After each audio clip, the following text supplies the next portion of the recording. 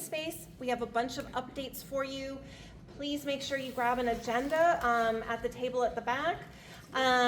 Snacks. Liz has already encouraged you to grab snacks. Please feel free to get up and grab snacks whenever you want. And with that, I'm gonna pass it over to Liz and Erica with our Calumet Country Club update. So, my name is Erica Schaefer, and I'm a Flossmoor resident. And I've been involved with the South Suburbs for Greenspace group since we founded it.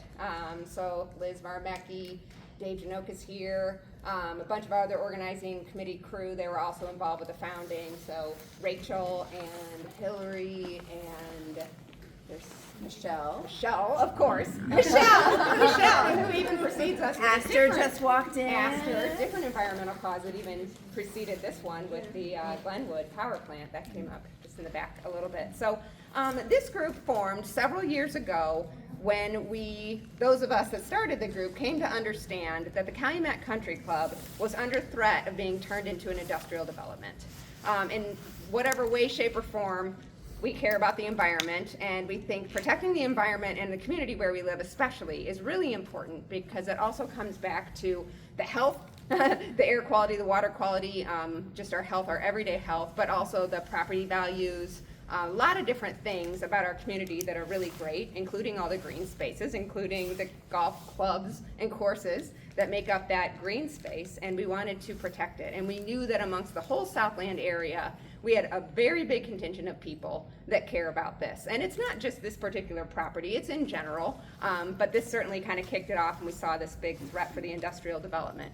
At the time, the country club was in Homewood. So that is when a lot of Homewood people started raising their voices, including the folks that I've named, and people that even preceded our group members. This was like a controversial thing for Homewood for several years. We just wanted to make sure we could bring everyone together and have them turn out when it mattered, which is really when it came down to the rezoning. The property had been, I think it was called like open lands and public spaces, and the threat was that the developer was going to have it rezoned for industrial. So thankfully, the zoning committee voted it down, and then the village board also voted it down, and that led the developer, Walt Brown, I'm sure most of you have heard the name, to take it out of Homewood. It became unincorporated Cook County, and then he petitioned to have it pulled into the borders of Hazel Crest. So Hazel Crest brought it in at that time, and then the organizing effort and extending the knowledge of this threatening issue came about, and we really started making waves over there in Hazel Crest. So I know there's some Hazel Crest people here today, including East Hazel Crest, because this property really brings our communities together. So it had gone into the boundaries of Hazel Crest. We, at the time, felt that, and we were seeing signs from different FOIA-ing opportunities, that it seemed like the Hazel Crest board and the mayor might be going along. And we saw some pretty interesting. Well, some $20,000 in campaign donations to the then mayor of Hazel Crest. So that was, red flags everywhere. And also I'm not exactly sure what we call them, but a development organization named Catalyst Consulting. I think we'll just call them a consulting organization. Yeah, consulting, really. So a group presented a plan and tried to get traction in Hazel Crest, and the plan was just putting a little lipstick on the pig of industrialization. We've long thought that the property owner just wants to get the entitlements, and in this case, entitlements means the zoning and the TIF funding for the property, and then to sell it at a higher value than he bought it for, with like $3.5 million. So that felt like what Catalyst Consulting was hired to do, was to get that zoning, to get those TIFs, and then that way he could easily flip the property. And through a number of FOIAs, we have learned a bit about this Arizona landowner developer, and what he thinks about our community is not what our community represents. And so we continued to bring that message throughout Hazel Crest at an important time when there was an election.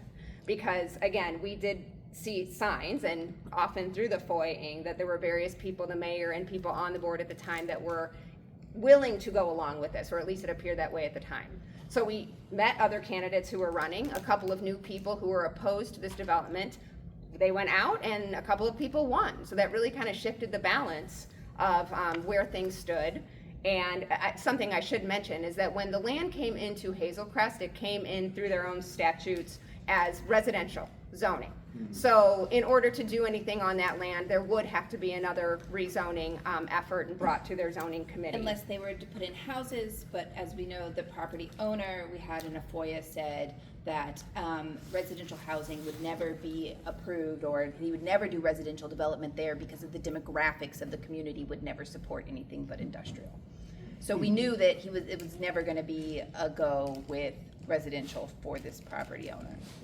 So insulting, we all were a bit insulted by that, and there was a little bit of online discourse, frankly, between the developer and some of the folks that were opposing this development. So thankfully, the large outcry did turn the power balance, I suppose you could say, in terms of being opposed to this development with the Village of Hazel Crest. And then there was a mayoral election. So the incumbent mayor, he was term limited. And so then there was an election, and one of the candidates who had gotten onto the board that was very opposed to this industrial development, Sandra Alexander, she won, so she became the mayor. And she won by fewer than 60 votes, and the person who she beat by fewer than 60 votes was pro-industrialization and was running to industrialize the property. So that was, I mean, it really is a testament to every vote counts, and you know, those 60 votes made all of the difference. So then things felt a little bit more on even keel. We knew that Sandra and a number of the people on the board did not want to see industrial development. And I think it was at the beginning of, when Ryan Consulting came on the scene? That was October Of last year. of last year. So Ryan Consulting came out of the woodwork as far as we knew and was talking to the Village of Hazel Crest, again, about wanting to build industrial development, wanting to get the zoning. We saw this again through FOIAs, and so they put together a very large, they discussed it with Sandra and other Hazel Crest Village members, maybe the Well, and initially manager. there was a board meeting where Ryan presented Yes. their plan, and then essentially because Ryan was hired by the property owner, the Village of Hazel Crest had to give them space and time, but they said they wanted to do a market study. The market study. The market study. So before they kicked it off, they had a meeting, which was very well attended. Very well About 70 people. They brought in, someone from an economic development Southland council. Development Authority. That's right. To explain to us what a market study, to talk about the best, what's the term they use? Highest and best Highest use. and best use. Highest Yes. and best use. The highest and best use. This market study would come out with that. So they explained how this was gonna go, and the community in the room and submitting comments, I think we had to do it online. Yeah, there was They like a survey monkey situation where we could Yeah. get real-time answers up on the screen. And that was fun. It was very similar to the sentiment we've been hearing all along from residents, that what do you mean by the highest and best use? For us, we think that's green space. We certainly don't think it's industrial, and why would you even do this? And what happens after you do this? So it was, I think a longer meeting than they expected. Yep, definitely. And what we've come to learn recently is that this company has now ghosted the Village of Hazel Crest. And a lot of this is through channels of people that we know that are closely in touch. So I'm not going to attribute the information that I'm sharing to any particular source. We do talk to a lot of people. So we know that Ryan has ghosted the Village of Hazel Crest. Exactly at what point they did that, I'm not sure. I'm not sure if it was after a study came back and the Hazel Crest Village was disappointed by what it was saying, or if it was even before I the think it study was happened. before the study happened Yes. because they tried to get Ryan to pay for the study and sent them emails, okay, we're ready to do this study, and Ryan, nothing. So that was good news, because we now had this new player on the scene that saw a financial interest in being able to turn this over, and when someone has a financial interest, they're gonna do whatever they can to make that come through. But an important component of their involvement is that they weren't buying the property from the landowner. They still had a way to walk away from this. So it appears that maybe they have. However, now we have also learned that there is a lawsuit to, once again, de-annex the property.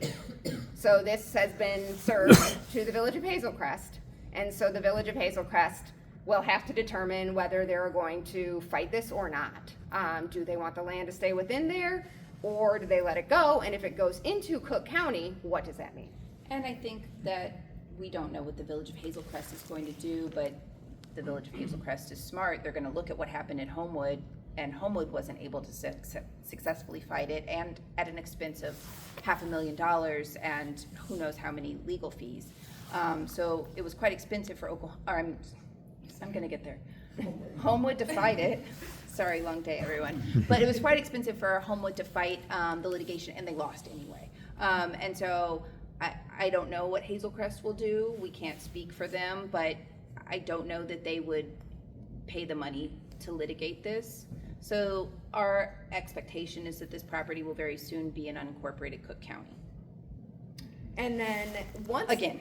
it is an unincorporated Cook County, the ability to develop on that is very limited because there are not the typical services, the utility, the water, the fire, the police department to service any sort of development that's on Cook And we County know that land. Homewood sent notice. Homewood has been selling the course water because that's where the water comes from for the course. That's how the literally pipes run. And after the Tribune reported that they were not opening for golf this season, Homewood did send them the notice that, okay, well then we're gonna cut off your water. So, you know, I don't know that they have any water right now on that property. Obviously, they're not open for golf this season. I think because the anticipation is that the property owner really thinks he's gonna make progress. Yeah. But it is hard to develop the property in unincorporated Cook County. We know that unincorporated Cook County does not like to develop unincorporated parcels. And it really only leaves the property owner with few options. But from our perspective, the question is, why would he go back into unincorporated Cook County? And we do have an attorney on retainer. We spoke with him today, and we want to know about what the requirement is for demolishing buildings and destroying trees while it's in unincorporated Cook County. So apparently it's one person's decision in Cook County, and it's the Commissioner of Building and Zoning. And so one person would receive that application. There would not necessarily be a public hearing. Our lawyer is going to get back to us next week after that confirmation, but he did not feel like there would be a public hearing for demolition. And so if the idea of the property owner was to take it into unincorporated Cook County and destroy it, make it less viable for something we'll talk about shortly, then maybe everybody would give up. I mean, I think that's sort of maybe a possibility. Again, we don't know. Another possibility is that, and Trustee Hefferman's here, and perhaps he can speak to that, but it's also a possibility that the property owner might seek to come back into Homewood. But those would be the two municipalities that he could come into. And I don't know if you want to talk about the Donald Ross Society or... Yeah, so, sorry. So also, what exciting things happened? Yeah. What about the Forest Preserve taking over? That's a good question. We've talked to the Forest Preserve, and that's a dream. We would love for the Forest Preserve to take over the property. We talked to them several times back in 2021 and 2022, but they said they'd love to have the property themselves, but they can't afford to buy it. So they said if the property were to land in their laps, they'd be happy to maintain it and run it, but they can't afford a purchase So price if they for it. went into Cook County, would that make it easier for the Forest Preserve? No, because it's still owned by the same property owner. So the property owner still would have to sell it. And he's not known for cutting a deal to sell it. He really got into this as to make a high profit, and so I think he's holding out with the hopes that he'll be able to do that. But We do see, though, that it seems to wait a long time to pay his property taxes. So there's always this hope. But you that do he have waits to too wait long and 2 it years. tax Like you have to be bill. delinquent 2 years. But, Yeah. you know, we do keep an eye on that to see, but it's never gone past Right. that. Michelle's given us a 5-minute sign on this Okay, topic. last so- thing, I'm gonna thank you for translating her signs, because I was not. But the last thing I want to say is on the way, rushing over, hey, Millie. We in the fall were, the Donald Ross Society, Donald Ross is who designed this course, which is what makes it kind of a historic course, and Bill and Mike and several other golf aficionados reached out to us in the fall, and we were excited for them to reach out, and they have a plan to maintain the golf course, add in some driving ranges, indoor driving ranges that would make it kind of like a Top Golf but better. I don't know that much about these things. Tracer system, Top Tracer, right, Mike? top tracer, and then also add in public walking paths and some winter recreation to make it more of a community asset for everyone. And so we have been sharing information with them and talking to them, and we think that sounds like a very lovely idea. I just want to make it explicit that their plan is it to operate as a public golf course, not a private club. Yes, Which yes. is why we were excited when they approached us. Exactly, and to add in more spaces and ways for us to enjoy the trees and see the green space without trespassing like we currently do. And I think I'll let you- Which we would never do. we would never do that. We don't know who never. she means by we. I know, it was not me or anybody in this room. But Vaughn is on his way. He's the president of the Donald Ross Historic Society, and he's on his way from Iowa where he opened a tournament this morning and he got caught in some hail. So he's gonna speak more later when he gets here, which is why Michelle is reserving time for him. But also, we do have a Homewood trustee here, and you said you might have more information, more updated information, and we would love to hear if you do. I'm Thanks, Jay. Jay. And actually, everything you said so far is actually, the entire story is exactly as it is. I should let everyone know the Village of Homewood also wanted to not see development. We had to do what we did all along to keep it sort of as it is right now. But Donald Ross Society, I'm glad somebody's coming. I wanted just to share that I had heard that there was an offer made, I heard that it was rejected, I heard that the demand is several times whatever the offer is, and so it's sort of a situation that is difficult. But the only thing I can add is Rich Hofeld, early in, when Mayor Alexander started, he met with her and kind of they spoke, and I think they're on the same page. Rich told her his thoughts on it all, and it agrees with what you think. However, she again supportive.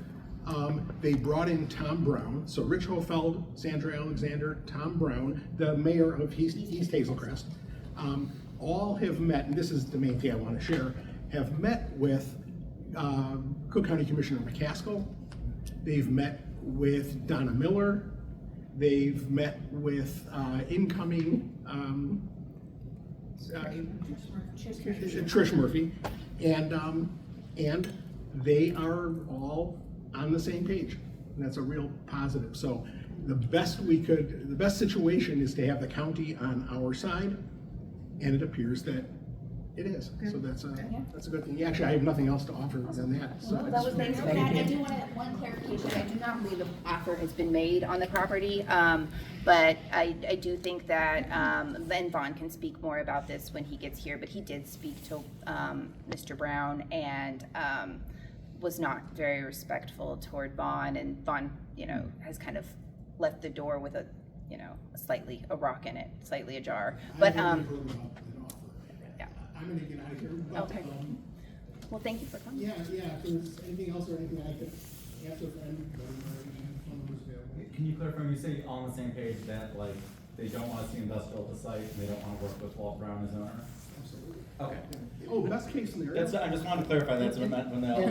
And I can assure you, the village board of Homewood, although I can't speak for everybody, I believe the sentiment is, we would love to see it in the county's hands as forest preserve. I mean, that would be the best. Love it too. All right, hi, my name's Hillary Jordan-Priest. I'm a member of South Suburbs for Greenspace, and I'm going to talk briefly about our other campaign, the cleanup at Izaak, Walton. I have my notes to keep me on track. Correct me if I said something. Yeah, where'd you get your notes? You want to start with that? Where'd you get your notes? What's the sourcing on your notes? Right, the FOIA? Oh, sure. We just got a bunch of FOIAs back, and so we've been kind of doing a deep dive in those. And so, for those of you that aren't familiar with our Clean Izaak for a Clean Izaak campaign, this kind of goes back to late summer 2024. There is in the North Pond, for those of you who are familiar with Izaak Walton by the Oak Stand, there was some significant discoloration in the pond there, especially by the biofilter. And so the local firm, Bryan Environmental Consultants, was hired to do a study of the pollution in the North Pond. To be clear, there's two lake systems in Izaak Walton. There's the Prairie Lakes, which would be the one that you would access from Ashland Avenue, and then there's the Sand Lakes, which are where you go by the baseball fields and stuff like that. So the berm there, the Village of Homewood was responsible basically for maintaining that biofilter, and they self-report to the IEPA every year and say like, yeah, it looks good. So there's really no oversight on that there. And this issue was brought to our attention by a former Izaak board member, Dr. David Zaber. And the results of the Bryan study pointed the source of the contamination to the sump pump, the outflow from Homewood disposal. And so because of this, we started our Clean Izaak for a Clean Izaak campaign, because it was really in tandem with our goal of protecting green space in our area for residents and for the other life that inhabits those areas. So it was really in line with our core goal. The village wasn't super responsive to our concerns initially, which was one of the catalysts for the formation of our political party, the Greener Homewood Party. And so we kind of came to the conclusion that in order to affect change, we needed to be having a seat at the table. So as you may have known, and hopefully if you're Homewood residents, you all voted, we ran a slate of 4 trustees in the 2025 election, and we didn't win, but we did double voter turnout. Still just under a quarter of the voting population did turn up to vote. So as you heard earlier, every vote really counts. We did take collectively about 30% of the vote. And during the campaign, the village committed to comprehensive testing of the Prairie Lakes system to determine the scope of the pollution there.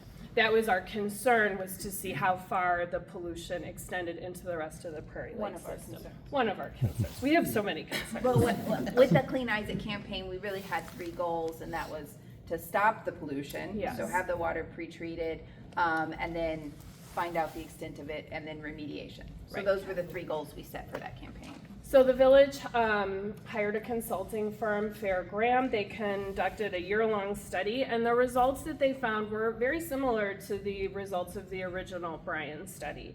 The good news is that the larger portion of the Prairie Lakes seems to be doing pretty much okay.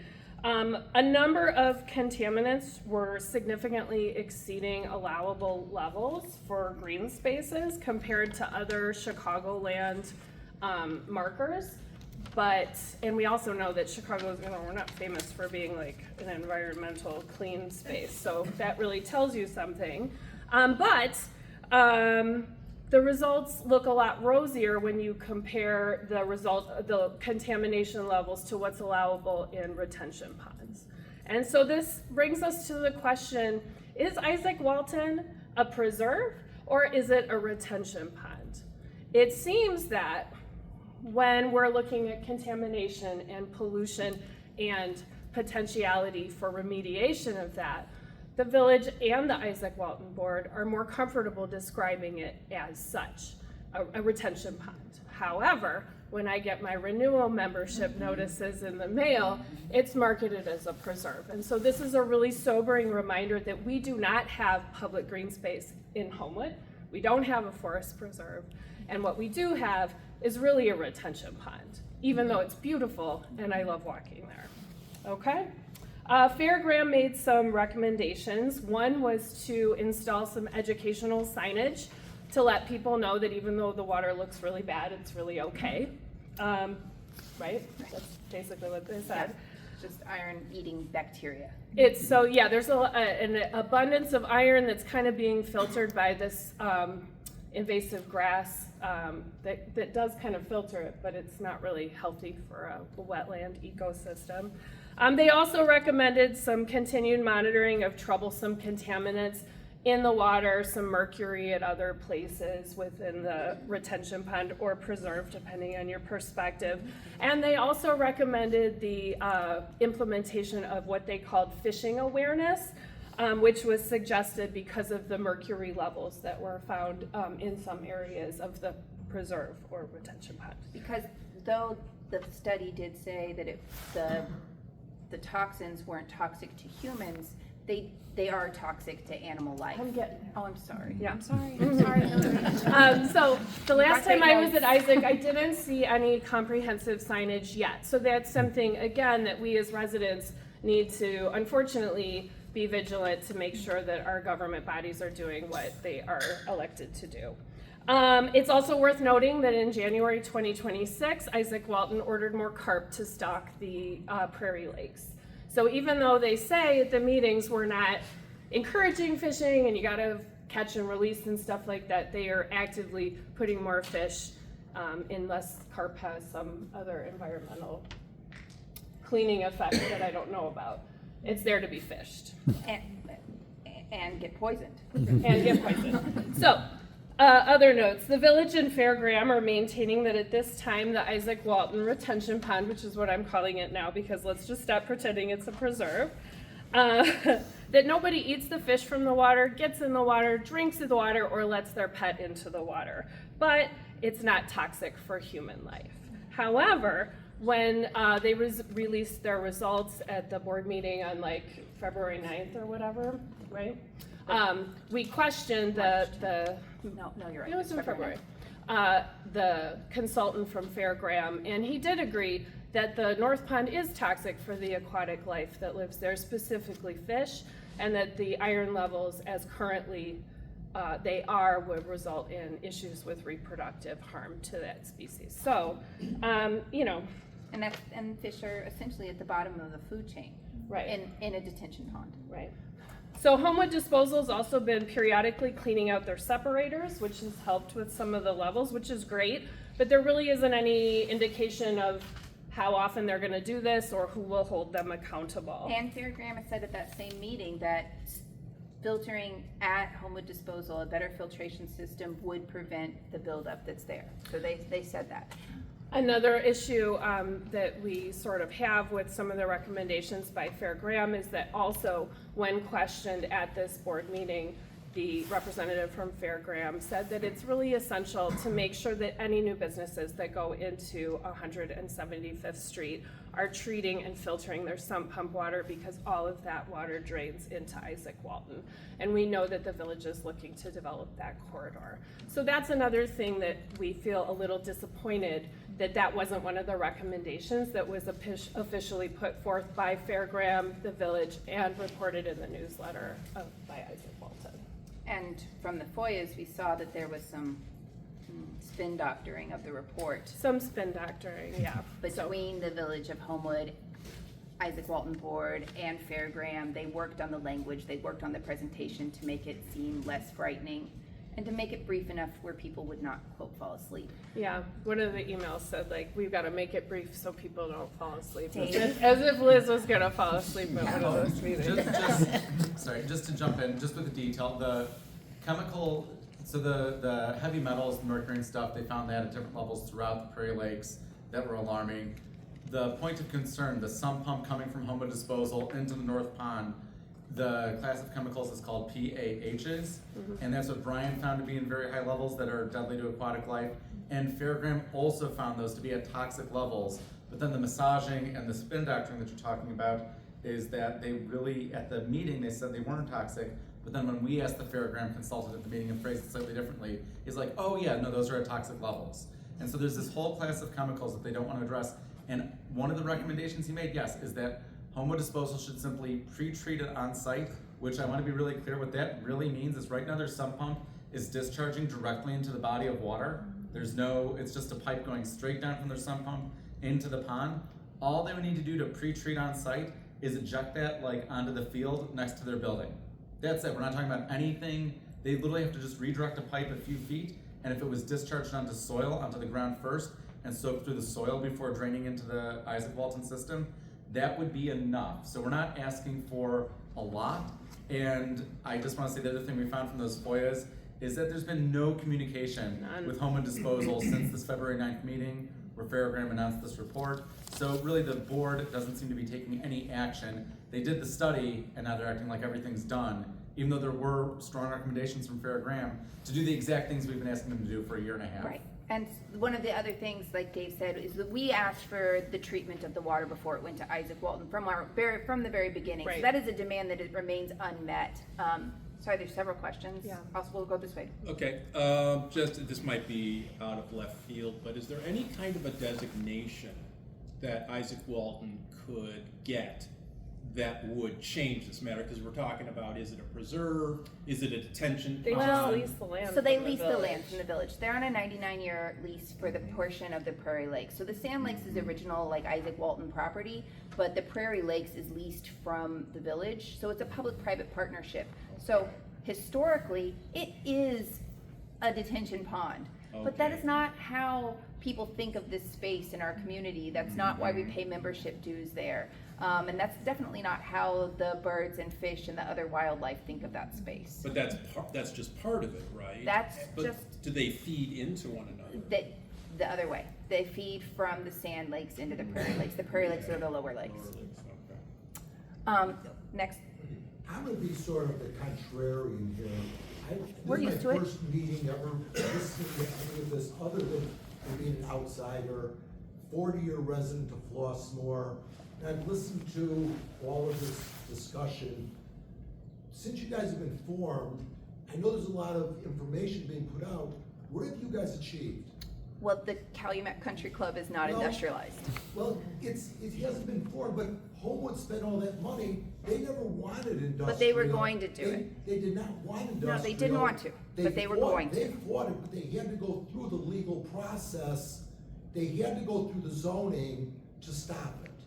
But they weren't gonna be able to stop it, because when they went through the process and they shut it down at the zoning commission, and they said, no, we don't recommend you do this, that triggers the de-annexation lawsuit to then go to Hazelcrest, where Hazelcrest was Right. like, yeah, we're gonna do this for you. But- So what we've done is But we've taken that Homewood- off the table. Homewood stopped it.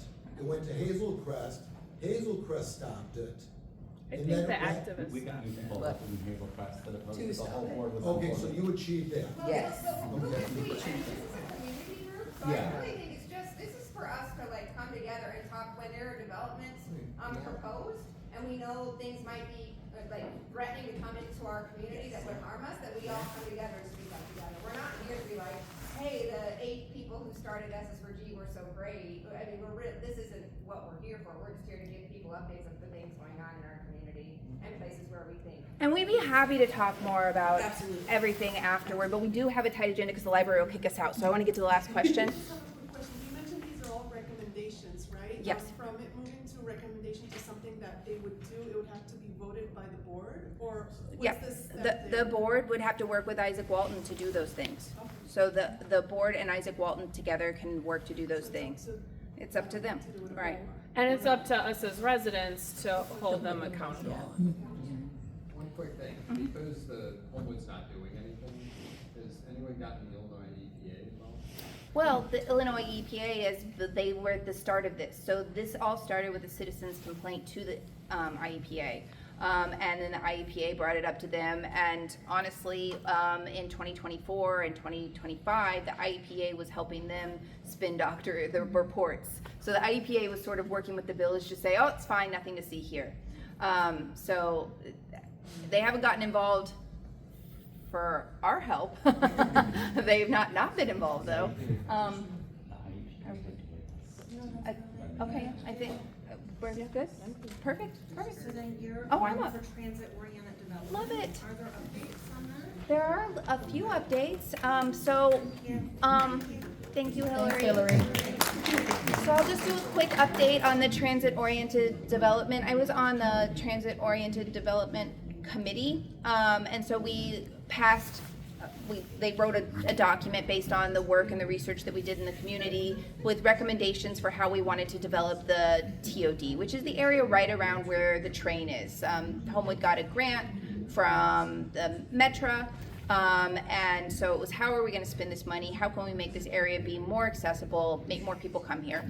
And so one of the things was to have more residential housing downtown. And this has obviously been years in the making. I moved to Homewood in 2018, and it had already been discussed at that point to have condos in the Village Hall parking lot.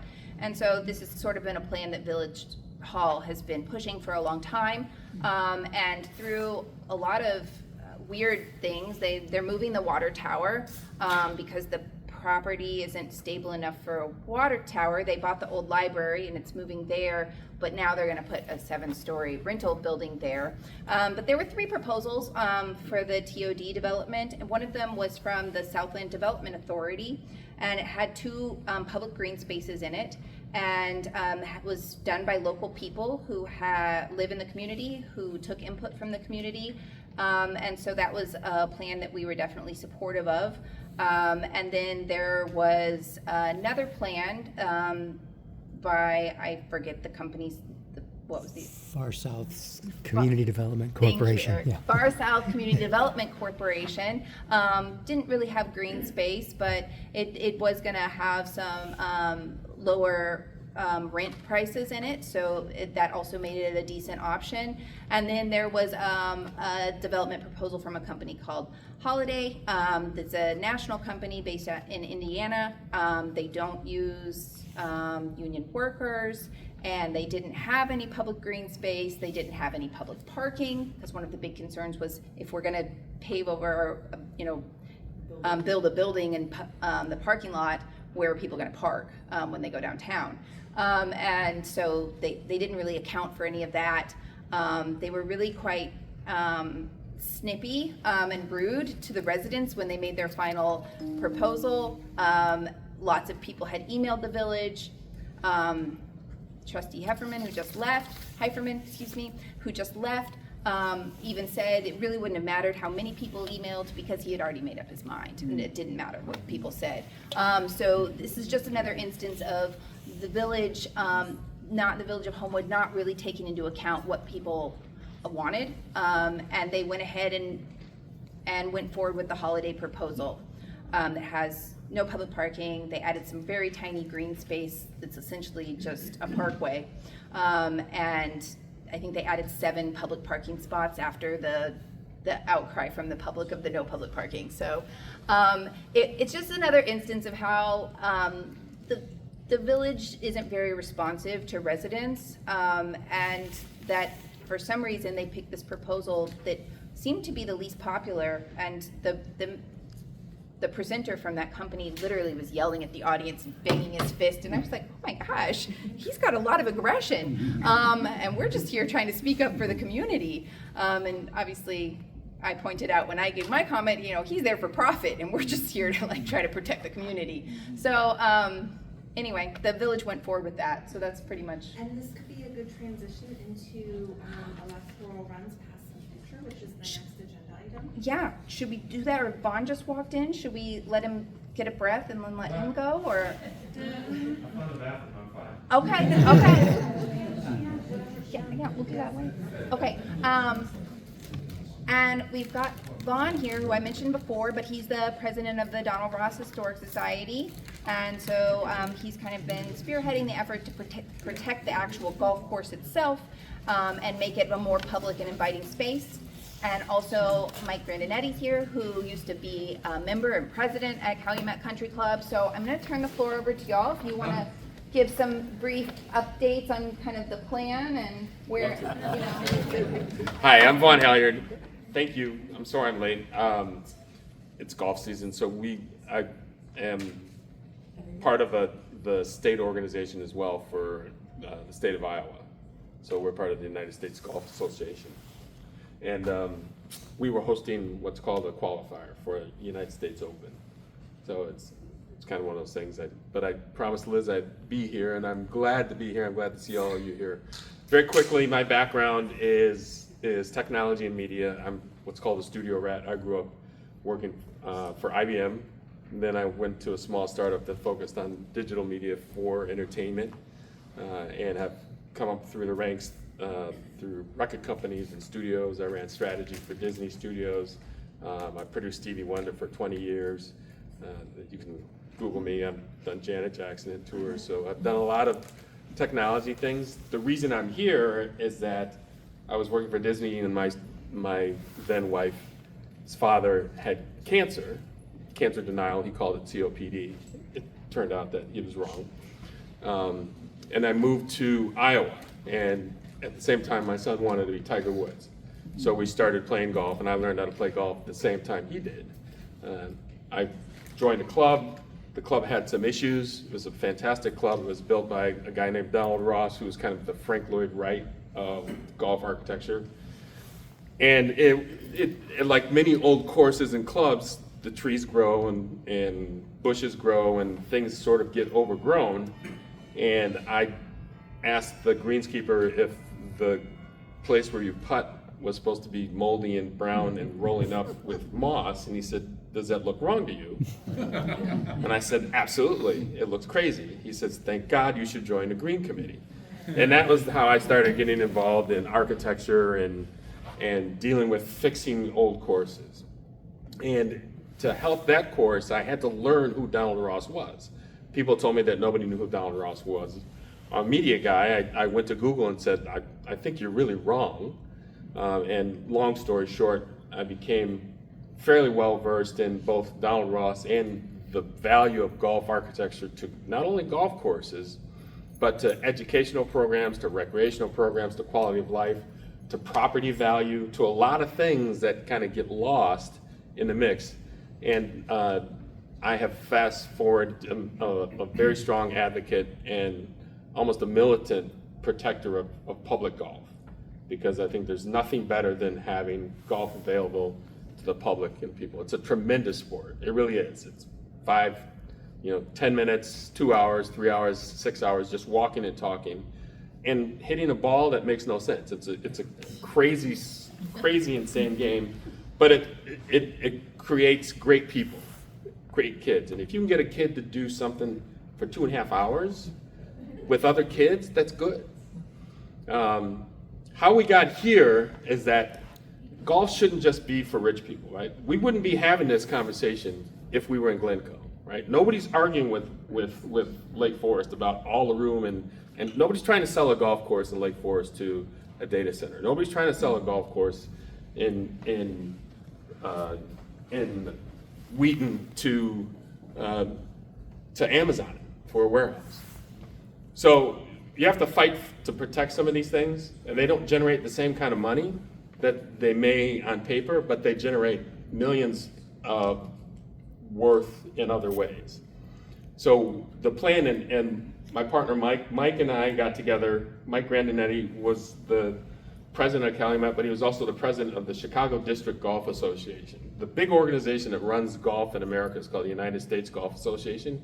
They're actually a little more impactful than the PGA Tour. PGA Tour is on TV all the time, but all the big tournaments that everybody wants to be in there's the Masters, there's US Open, and then there's the Open in Britain, which is called the British Open. Then there's the PGA of America Open, which is different than the PGA Tour.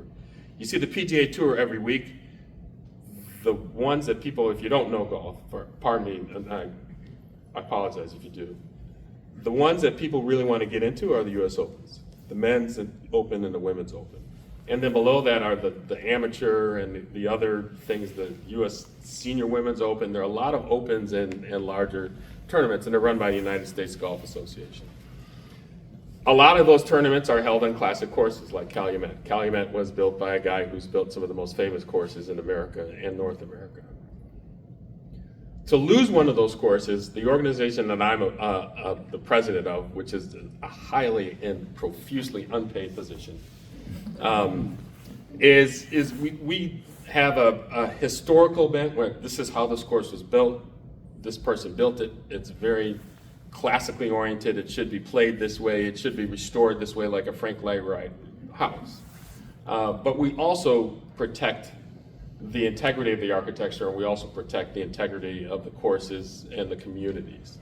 So this is an important project to us, and I can tell you unequivocally, we have some of the biggest organizations in golf business behind us. You can look at a company called, and this is on the record, I think we've shared this on, did we share this on TV, right? You may not know some of the names, but Kemper Sports, they manage some of the biggest golf organizations and resorts in the world. And a lot of them are public, most of them are public. TrackMan, which is a massive organization that tracks where the ball goes, and they also have the ability to do outdoor and indoor simulators. We have the Chicago District Golf Association, which is one of the biggest golf organizations in America, in the world really. And it's, Mike, I mean, you're not just Chicago, you're part of Iowa, you're part of Indiana. It's in northern Illinois, we've got courses in Indiana, Michigan, southern Wisconsin, and yeah, we still have a couple in Iowa, so it's a pretty large geographic area. Yeah, how's my time? What do we got? We've got 110,000 Okay. members, and I think over 400 courses and clubs, and what they call clubs without real estate, which are just groups of people who get together and play golf. So. And they manage caddy programs. You know, there are a lot of kids grow up playing golf and learning how to caddy at country clubs and public clubs, public courses. It's a tremendously valuable sport when it's spread and shared with the public community. The Chicago District Golf Association is the powerhouse and tied to the United States Golf Association, who really sets the rules. There's two organizations in the world that make all the rules for golf. It's the USGA and the RNA, which is called the Royal and Ancient, which is the British equivalent. So all of these courses and all of these things, we have the USGA behind us. We have one of the largest golf construction companies in the world, which is based in Chicago. The founder of it was a member of Calumet. We have their support. There are financial groups that are willing to support us because, one, if we do this right, this is going to be a showcase for a privately funded, publicly usable, and publicly facing, public focused golf facility in America. And the last thing I will tell you, excellent golf. Let me give you the quick state of golf. Golf was doing okay. It was doing very well before COVID. COVID hit. Golf was one of the few things you could do. A bunch of people came to golf, right? New people came to golf. Golf grew by 20% from new people. People that left golf, I haven't played golf for 10, 15, 20 years. They came back, and what they found is, man, the courses are better and the equipment's a lot easier. I'm having fun. So there was a projection that people said that golf grew and it's sold out. Bad golf is sold out. Horrible courses, you have to get a tee time and 24 hours a week ahead. So golf is sold out everywhere. There was a projection and a prediction that people are going to leave. Right, all these people that came from COVID are going to leave. That didn't happen. People enjoyed it. The new people came from COVID. Maybe 2% left instead of the 20% they thought they were going to leave. The old people that left that didn't play golf for years came back, and everybody has their kids playing golf now. So not only did golf grow, it's swollen to the point where you need to have access to great golf. You don't want to have a football field or a basketball court with potholes, and you don't want to have a football field with mud stripes in it. Same with the golf course.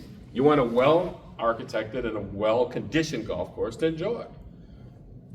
If you have a private country club, that's no problem. You have that. The public courses are the ones that are being attacked, all right? The public courses, like Calumet, are being subjected to nonsense where somebody says, well, I just want to create jobs for the underprivileged. Go to hell. Nobody asked you to create jobs. We'll second that. I mean, it's been said before. We'll second your. Go to hell is probably not what I said. But you get what I'm saying. Golf is for everybody. Golf is a universal sport. It's a tremendously enjoyable sport. And it's tremendously, you can converse and have a conversation while you're playing golf. And the last thing I want to say is that Liz and I are tied at the hip. I called Liz, I badgered Liz, please call me back. He says, hey, all of you golf guys are whack. Yes, we are, but you got to hear me out. And she said, and very specifically, I remember this. The stuff I film is generally sports. I do traditional movies and film and music, but right now I'm very focused on sports because I love it. I do a ton of stuff for golf and USGA. do a ton of stuff for outdoor skiing. And Liz and I were talking, she finally believed me, right? And she's skeptical as hell. If you know her, it took a long time. But finally, it got to the point, she said, look, what happens in the winter? We want to hike. And, it was private, we couldn't get in. I said, shit, I'll build a gate. Well, what are you gonna do? I'll build a trail. If we can, I'll get snowmaking. If it snows and cold enough, we'll do cross-country skiing, because I want everybody to come to the clubhouse and have some beer. Because it's a public facility. We will make the place the coolest recreational spot in the South Suburbs. And, the North Suburbs shouldn't be the only people who have nice things. There's no reason that we should not have a great, I don't live here, but I have family from here. I mean, this is, and let me tell you, the Donald Ross course, if you look up Donald Ross courses, we're the big dog. We are Frank Lloyd Wright, right? There's 400 plus courses of every shape and size. There's ones that you've never heard of in the middle of New Hampshire that are in lakes that they don't have gas. No, can we get a tea time? No, don't call us again. And then there's Pinehurst, right? Pinehurst is very famous. It's in Pinehurst, North Carolina, where Donald Ross was that's where Donald Ross built his business. And they love Donald Ross. They have 7 Donald Ross courses. They've got statues. We just did a thing with Royal Dornoch, which is one of the super famous courses in Scotland. That's where Donald Ross was born. They called us to see if we would hand out a certificate and a flag to everybody that had a Donald Ross course. We want to celebrate. We want to celebrate Donald Ross because Donald Ross means the world to them. He only lived there. He never even built a course there. So anyway, we're super serious. Mike and I have really, we're not screwing around. And we're not, in what you'll see, we're not very public now. We don't have to tell everybody, oh, we got to do this. We have all the cards sitting in the bin, and we don't want to play our cards until we know, what's happening. And we will find the right people to talk to and to state our case. There's an economic development case. There is a quality of life case. We have the ability to show that we can enhance property values versus degrade them. We have an environmental case. We have an infrastructural case. People driving to the golf course aren't going to tear up the roads around Calumet. People that are driving to the golf course aren't going to chunk, tons of carbon monoxide in the air. People driving to the golf course, we can manage the water, right? A lot of the things that we're going to do agriculturally are going to manage the water and the land and all the things that have to happen with that land to be excellent. We have to do that to be successful. We have to manage the irrigation, we have to manage the drainage, we have to do all those things to be successful. Also, the golf course is not successful. So that's it. What's my time? Thank you. Any question? I want to address the question about what you guys have done, okay? Right? I said Is this. Revel a Donald Ross course? It is. I thought so. Yes. There's 11 in the Chicago area. Yeah. I've said this to Liz, and I've said to her, she's not around, so I'm not blowing smoke. If it weren't for this group, Calumet would be gone already. Be gone, be plowed under. Okay. So, and we're sincere when we say that. It's not just, we got to make the Greenspace. No, this is, so a lot of the golf in Wisconsin has become a golf capital. The most successful golf course in Wisconsin is in the Sand Barrens, and it was done more naturally than any course that has ever been done. It's all about the Sand County. I mean, golf itself is in a place where it really respects the land, and the best architecture is the most enjoyable, is the best for the land. Thank you, Bob. Any questions? This is music to, I think, most people's ears, what you're telling us. Yeah. Because I'm a lifelong resident of Homewood.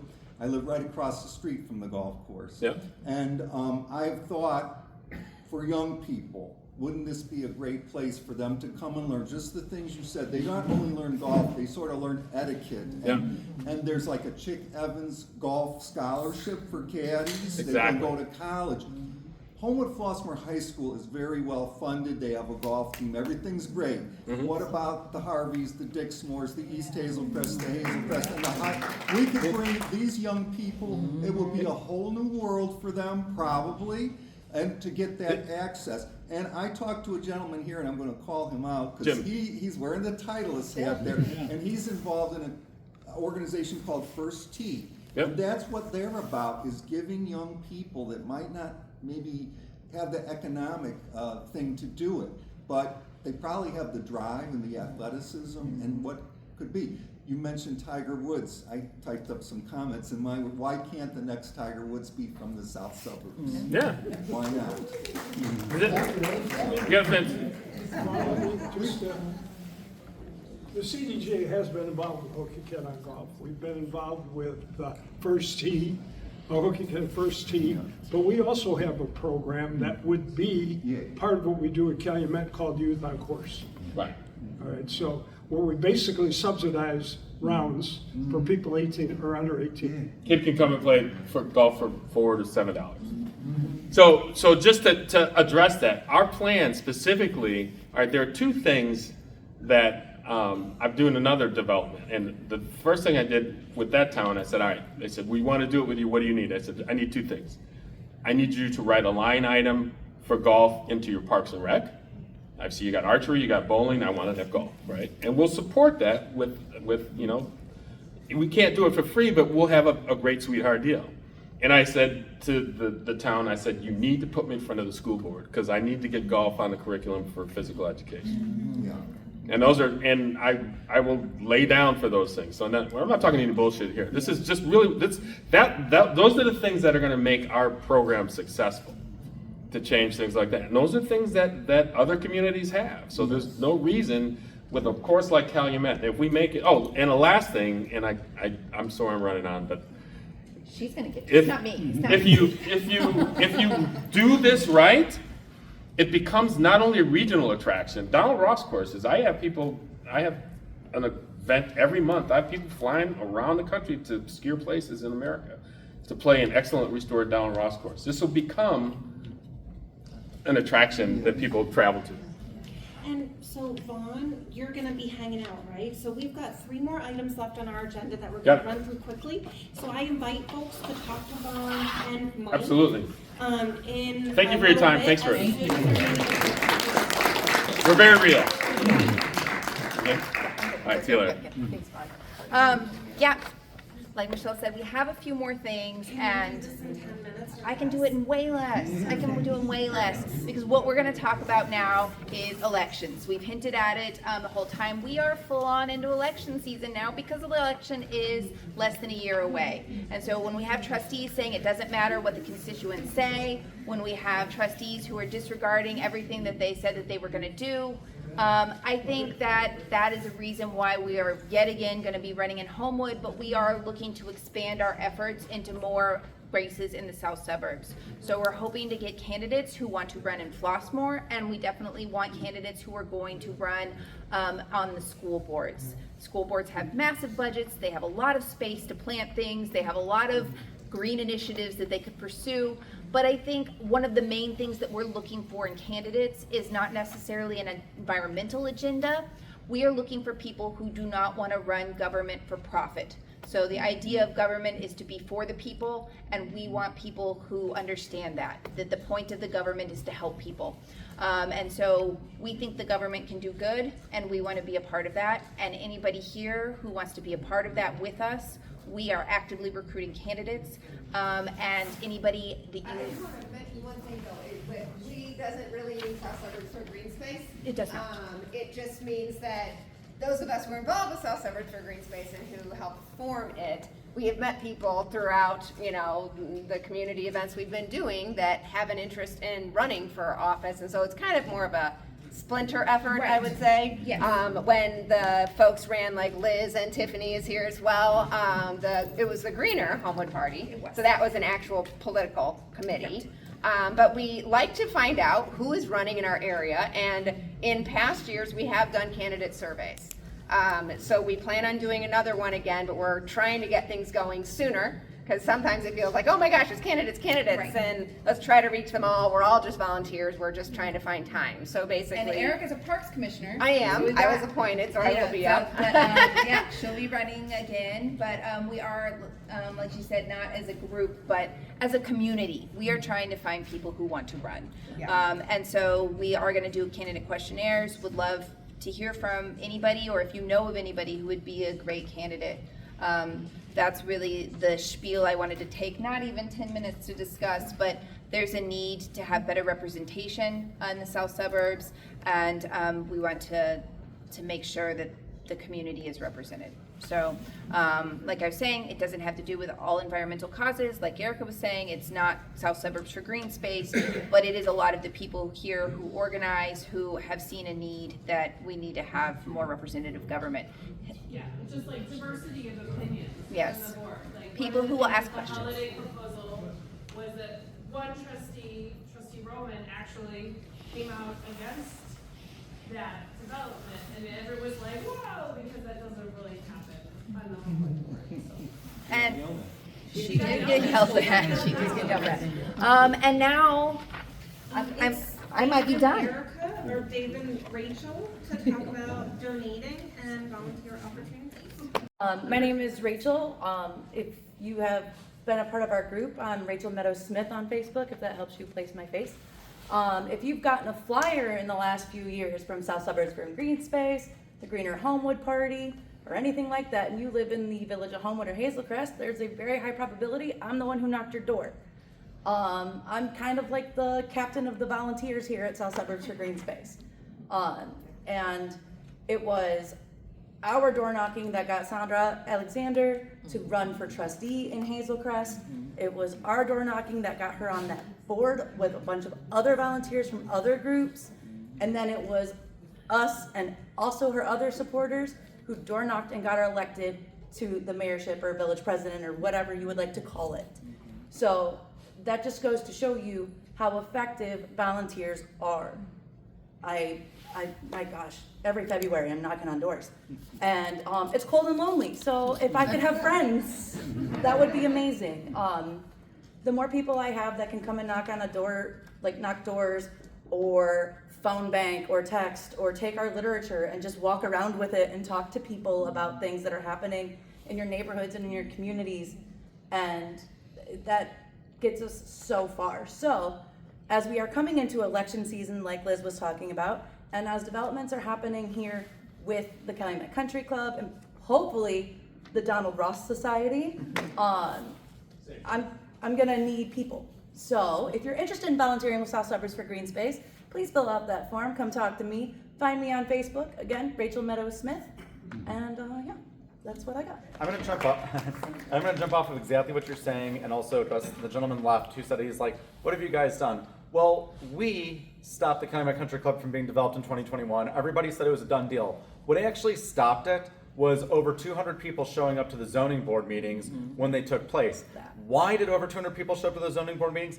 Because of a small group of volunteers that was printing flyers and those yard signs that say truck no that you can still see on some of the streets, and we were phone banking people. So a small group of volunteers spread the word, and then organically the community turned out to oppose it and stop it. So it is the community's victory, but we only know what's going on because friends and neighbors like ourselves get together and do this. And so, Like we yes. literally staffed Yeah. those meetings And- because they put capacity on it. Yes. Unpaid, 100%, yes. Rachel lives in Governor's Park, very directly affected by the Calumet Country Club, and so just went out there and worked not just her neighborhood, but all the ones surrounding it.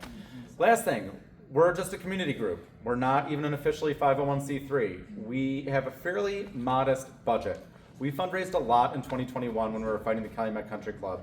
Now, here's our modest budget that we came up with just recently as we're sort of like, we gotta get back out there in front of everybody. It's about $3,000 a year. About 1,000 of that is administrative, as in like renewing our URLs and our websites and our emailers and our Zoom meeting, our professional Zoom account and our professional Canva account to create flyers. All these little expenses, about 1,000 a year. About another 2,000 for outreach and organizing efforts to print flyers when we need them, paying for a table at a farmer's market or some other event like that. So it's pretty modest. It works out to about $250 a month is what our organization needs to continue to be effective and present in the community. Even when we haven't had that money, we are still putting in the work as unpaid volunteers. Nobody is paid. I am gonna just mention that you can go to the website, ssforgreenspace.org, or actually also truckno.us redirects to our South Suburbs for Greenspace website. So truckno.us. You can go there and you can donate. On there, you can just donate with a credit card normally. We also have Venmo and we also have Zelle. So if you don't want to put in your credit card information, but you've got Venmo or Zelle, we also accept that. It's really necessary. Honestly, we want to start working on getting some monthly sustainers so we don't have to worry about that $3,000. The thing we're looking to into the future, though, we do have an attorney on retainer. We got some. That's a separate account. The money's with his law firm. We just talked to him today. It's really important as Walt Brown continues to move jurisdictions from Homewood to Cook County to Hazel Crest to Cook County to maybe back to Homewood, that there's different legal strategies at different points. We did a lawsuit very early on that raised a ton of awareness about this back in 2021. We potentially might have to do one in the future. The big thing that we're always sort of waiting for and preparing for is a zoning battle. So whenever he actually does another real zoning proposal, if we bring up all of our complaints against that zoning proposal in the zoning meeting and they're lodged on the record, and then we lose that zoning, the zoning goes against us, that is the basis for a very, very, very, very strong lawsuit with a lot of precedent of pushing back. And so that's kind of like our last resort thing that we've always been prepared for. So everybody's saying this is a done deal. We're always looking like 3-4 steps ahead down the road. So really, thank you all for coming out tonight. I think the only other thing we've got left are community announcements. On the takeaways, Yeah. the handout, it does also have the contact information for donations, but if you also want to donate by making some merch purchases. Yes. Oh, we yes. have Like our these t-shirts shirts, in the corner. We have you know, t-shirts, magnets, or buttons, Homewood neighborhood posters. There are other ways to do that. But Yes. you know, if you So feel we're a inspired pretty to. low budget community group. We're your neighbors. We're happy to talk about any more than in depth. If you got questions, come talk to me. But your donations really mean a lot. It means a lot. Your time means a lot coming out on a Monday night doing this. But if you're able to give, we really do appreciate it. And I'm hoping that the viaducts are open.